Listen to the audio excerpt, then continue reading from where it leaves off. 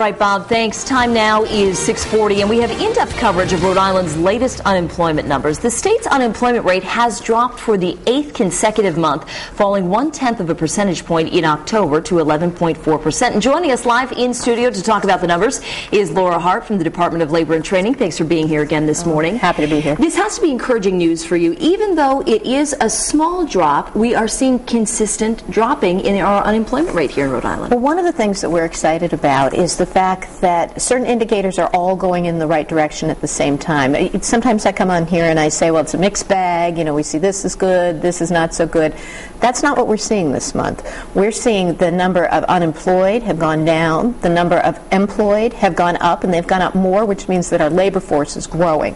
Those are all good things. Unemployment rate going down is good. Rhode Island-based jobs growing, that's what we really look at in a recession or recovery from a recession. That's going up. I wonder how Rhode Island having elected its first independent governor will affect the unemployment rate. Do you have any ideas on how that could kind of change the game a little bit?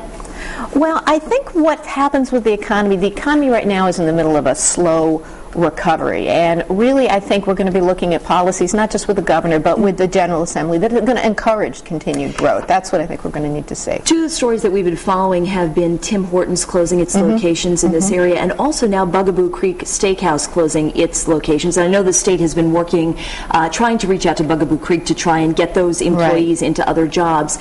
Will that affect us next month? Was that a surprise to you guys that they decided to end operations in this area?